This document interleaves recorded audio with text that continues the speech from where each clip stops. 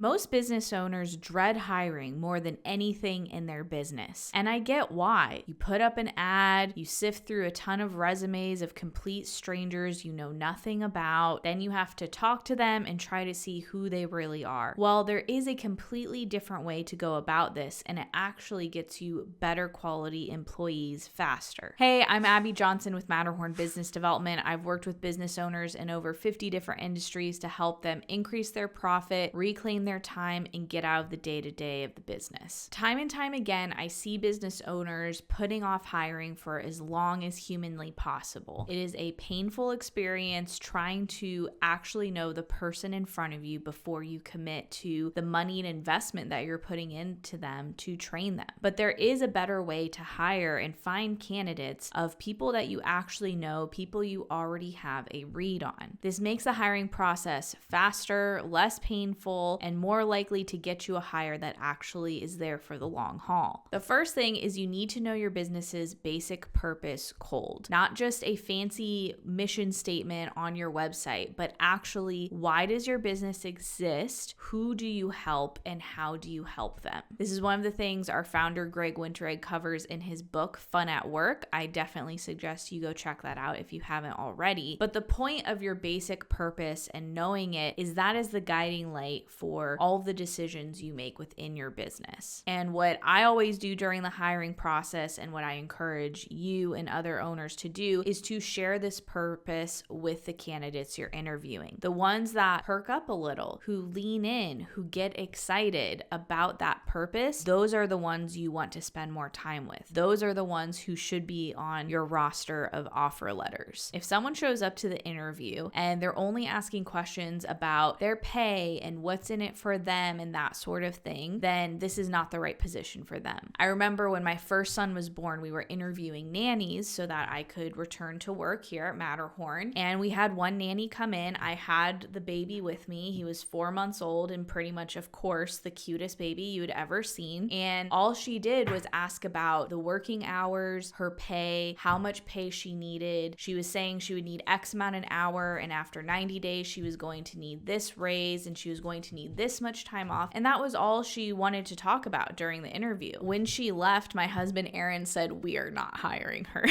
Whereas the next person who came immediately was like, "Hey, can I pick up Colt and see him?" She picked him up. Colt smiled. She immediately connected with him. She was asking questions about him. She was making him giggle. She was there to actually serve the purpose of the role, which was to help take care of and make my son happy. Naturally, that is who we hired. Now, when it comes down to actually finding the right person to even hire, the first thing I think you should do is check with your friends, check with your known network. What I usually do is first start with kind of my close circle of friends of, hey, do you know anyone who's looking? This is what I'm looking for, XYZ. The idea here is you're trying to get a referral of someone that your friend can vouch for, right? If it's like your best friend's sister who you've met and you already know, and she happens to be looking for a type of job that you're offering, that's great. That cuts down so much time trying to get to know a person. Now, on the other hand, you might already know her and know that she's a little eccentric and maybe isn't the best fit for the role. And that's okay too, because you know ahead of time that it's not a right fit and you're not going to spend your time interviewing that person. But typically, if you are getting along with your friends and you like them, then the people they know in their circles probably are similar or like-minded to them. So it's a good place to start when you're looking for a hire. Just send out a quick text to your close people and say, hey, I'm hiring for this role. Do you know of anybody? I usually do this first before expanding to posting on my personal Facebook page or in Facebook groups that I'm in. That's where one of my recent hires came from. Was I posted in a local church group and said, hey, I'm looking to hiring this role. She reached out and it turned out to be a great fit because we already knew some of our basic belief systems matched up. Not that this role necessarily even required that, but I knew that her values and morals were at the same level as mine. So that was just a great starting off point to the interview process. The next tier I would go to is hiring your best customers. So I know this might be awkward because they're your customer, they're paying you for something, but this is where, again, you already know this person probably on a really personal level, depending on the type of industry you're in. My dad actually did this in his dental practice office where he had a patient who he loved. Whenever she came in, they got along great. They would have this great conversation and joking back and forth. And one day when he needed an office manager, he said, "Hey, I'm looking for an office manager. Would you be interested?" And she was like, "Oh my gosh, that would be amazing." And she ended up working for him all the way up until he sold his practice and moved on. So I wouldn't worry about this being awkward because you usually already have a good relationship with the person if you're wanting to offer them a job.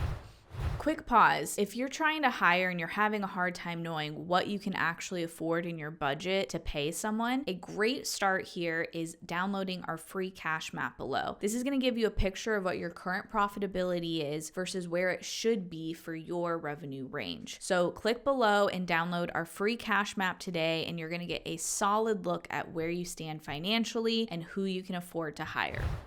All right, the next tier of people to reach out to is your professional network. So not just close friends, but the people you know who are other business owners around you. If you're part of a networking group, a chamber of commerce for your city or something like that, you can either put out some sort of email or text situation to that group, however that group likes to communicate, or just go ahead and reach out to people individually. This is how we hired one of our people here at Matterhorn. We were looking for an appointment setter in our sales department. So we were talking to other business owner friends we have who we usually chat with on a regular basis. And one of our friends said, "Hey, my other friend, who is another business owner who we didn't even know, my other friend had texted me that he had a great setter that he was trying to place somewhere." We interviewed him. He was a perfect fit. And now he's part of the Matterhorn team and killing it. So it made the interview process a lot easier for us because we knew he had this past production with someone else and that he was successful at this other company. So we felt confident hiring him over someone that we didn't have those past statistics or past work history or something like that. Okay, once I have tapped all of my resources with my personal contacts in those categories I just covered, then that's when I would turn to ads. Ads are not useless by any means. I just prefer starting with these warm personal connections over paying a bunch of money to Indeed for a bunch of cold candidates that you have to sift through in pre-screen. Most people are going straight to ads because that's the only thing they know. So just flip the script, start with your personal network, your professional network, patients or clients of yours already. And once you have fully tapped that out, then you can move on to ads. So this all applies even if you have a manager doing this for you. So whether that's an actual HR or recruiting person or an office manager, GM type person, they can still apply these same steps. They can reach out to their personal network, their personal Facebook, their business connections, whatever it may be, before they go and spend your money on ads.